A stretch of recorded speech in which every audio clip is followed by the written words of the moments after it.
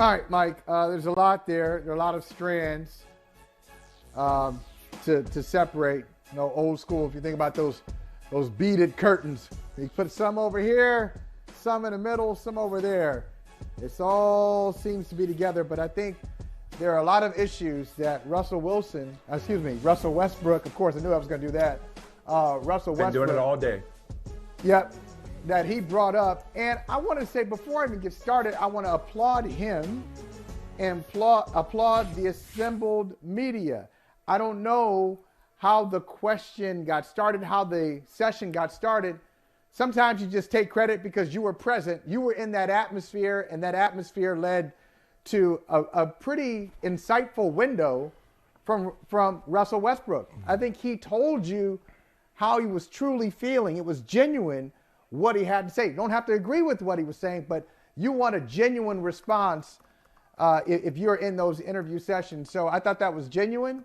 I thought we learned a lot about how Russell Westbrook thinks about the situation that he's in right now. Kudos to everybody involved there. I also want to say that I think with professional sports, all professional athletes are used to or should be used to taking criticism directed at them that is fair criticism that doesn't involve anyone in the family, anybody in the public eye. If you're not prepared for it, maybe you should be prepared for somebody coming at you over what you do, whether it's your art, your creation, your food. If you're in the restaurant business, somebody's going to come at you. And I think you can deal with that as long as it doesn't, if people you love are not unfairly brought into it. Now, where I disagree with Russell Westbrook emphatically, strenuously, violently disagree with him on people using his name as some kind of nickname. I really don't think it's not a vulgar take on his name. It really is it's a basketball insult. What happens? You know, either it's you miss the basket, it says air ball. If you hit the glass and it doesn't touch rim, it's a brick. You throw up a brick. He has thrown up bricks this year. I ain't talking about his mom or his dad. They're not either. They're not talking about his wife. They're not talking about the family name or anybody they ever meet named Westbrook. They're like, yo, oh, Westbrook, that is a shameful name because it happens to be shared by someone who has disappointed us with the Los Angeles Lakers this year. And finally, Mike, I'll say, I mean, there's much more to talk about this. I'm going to give it to you. Last thing I'll say is I think he has, because he's been, he's in this space right now. The season's not going well. It's not going well for him personally. He has said that. I think he may be a little early, maybe a little premature with the legacy thing. Your legacy, Russell Westbrook, will not be defined by what happens with the LA Lakers this season. The legacy is you're one of the best players ever. Yeah, you're one of the best players ever to play this game. Yeah. So what? Absence of championship, hey, triple-double, in multiple seasons, MVP. No, I'm saying, when I say absent a championship, if he were to add a championship to his resume, then his legacy could go to another place. But I'm saying, like, for what he's done, he is who he is, which goes back to, I don't even blame Russell Westbrook for this failed experiment. They knew what they were getting. And to ask him to adapt to be a third star, a non-dominant ball handler, or somebody who doesn't finish games, or somebody who comes off the bench hypothetically, that's not how this dude is wired. And you're right about he's wired a certain way, which is why he got triggered by this. Simply put, Mike, this is a hit dog hollering. Now, before I get to that, let me just say this. One, and you just said it, but I'll just repeat, it bears repeating. Family is off limits. Death threats are out of bounds. Anybody doing that to Nina Westbrook, her children, her family, there's no place for that. Full stop. None. But I think we're being extreme here. And by we, I mean the people harassing the Westbrooks and Russell Westbrook in last night's post-game press conference after they lost sans LeBron to San Antonio. So I'm glad we didn't get too excited after that game against the Warriors over the weekend. They've been extreme in both instances. Extreme when it comes to actual harassment, and extreme with suggesting that somehow your name has been tarnished with, as you yourself pointed out, you've done too much in the community first and foremost, but for this game and in this game, for your name to have shame attached to it. Like, okay, Marlo Stansfield, your name is your name. I got it. But it's not like your name is associated with, crime or violence or any of the things that somebody should really be ashamed to be associated with. Look, man, once upon a time they called LeBron LeBrick. Right now, in 2022, people, and by people I mean primarily Charles Barkley, calls one of your teammates street clothes. Yeah. Tragic Johnson ring a bell?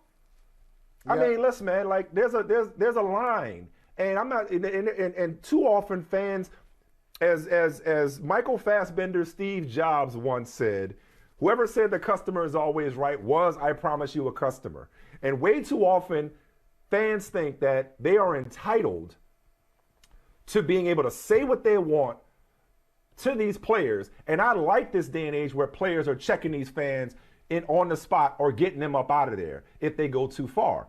But Westbrook, when you're shooting 43% from the field, 28% from three, and when last night you shot 7 of 13 from the free throw line and 5 of 14 from the field, including 0 for 2 from three in a game at San Antonio that your team so desperately needed you to be that star in relief of LeBron, yeah, Westbrook is appropriate.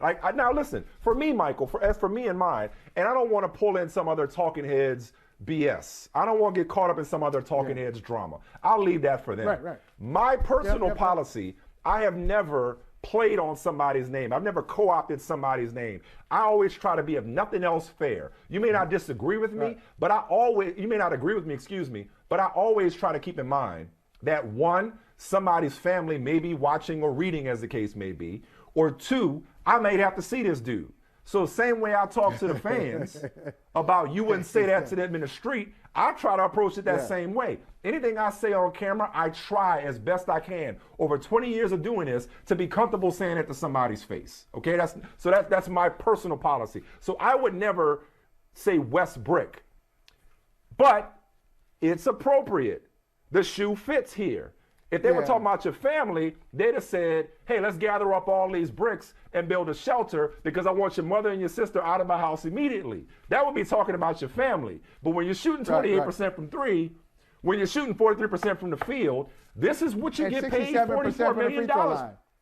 Oh, thank you. I'm so glad I didn't forget about, thank you. I knew there was one other thing I was forgetting. Thank you. This is what you get paid $44 million for, to perform and to endure. Whether you're an artist at a concert, whether you're a chef at a restaurant, whether you're a talking head, the comment section gonna come at you.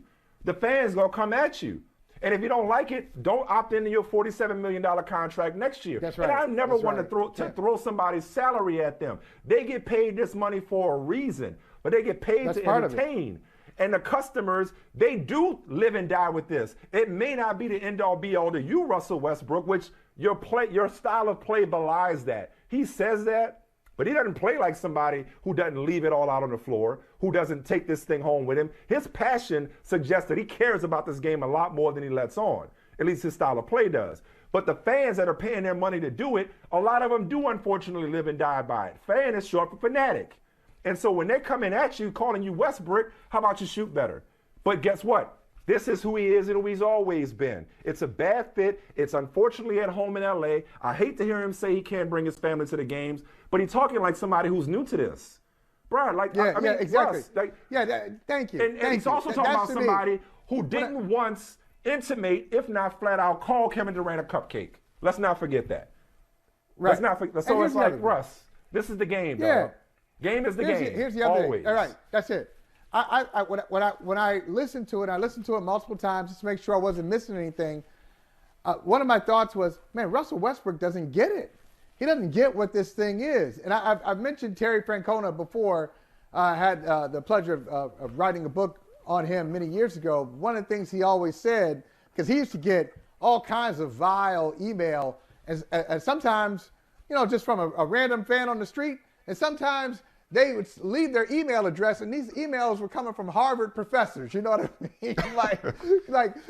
And he would say some of the things. It was funny about it. He was like, some of the things they're asking me to do here, Michael, are anatomically impossible. I can't possibly do what they're telling me to do based on some decision that I made last night in the Red Sox game. But one thing he always said was, you can't have this passion and not have a downside to it. You can't have people selling out, building their lives around a team, around a game, around an event, getting into the merchandise, getting into debates with people, sports talk radio, what we're doing here, talking head TV, digital platforms, all this stuff. You can't have all of that and so much interest in your game and in your sport and then not have a downside to it. The downside is, unfortunately, that's why I don't think I disagree with you. I shouldn't say disagree with you. I take a different approach. I don't think about somebody's family when I'm doing this. So that means I'm not going to bring in your family unnecessarily when I'm criticizing you, but it also means that I'm not going to stop short of criticism because your kid can be watching, I don't. Or your wife God, no. Wait, no. First of all, no, I didn't say that. I would never not criticize somebody because their grandmother might get mad at me. I'm saying I don't make it personal. I realize that I'm talking about human beings. Like I wouldn't have been doing this for 20 years if I shied away from criticism. No, I will criticize anybody who deserves criticism. I'm saying talk about somebody else with the same kind of respect that I would want. So it's not personal. I'm not gonna call you names. I'm not, you know what I'm saying? Like I'm not gonna challenge you to some kind of fight from afar because out of the safety of a room above my garage. That's what I mean. I'm trying to be fair and keep it professional. I personally do not feel like there's a professionalism involved with taking somebody's name and remixing it. That's all I was saying. But they're not pros. But in this case, you're right. I agree with that. It's not professional. I wouldn't do it either. But Russell Westbrook is looking for fairness and deep thoughtfulness from people who are just coming and want the Lakers to win, and they look at him, and he's been a disappointment to them. So they're this doing is all everything being combined. It's part fan, it's part talking head who shall remain nameless because they ain't got nothing. The bottom line is it's all a combination. This is not happening in a vacuum. This is not just one isolated incident. This is an ongoing thing, and it's just kind of come to a head. Hey, thanks for watching Brother from Another on YouTube. Make sure you hit subscribe before you leave, and be sure to watch us 3 to 5 p.m. Eastern Time on Peacock. Appreciate you.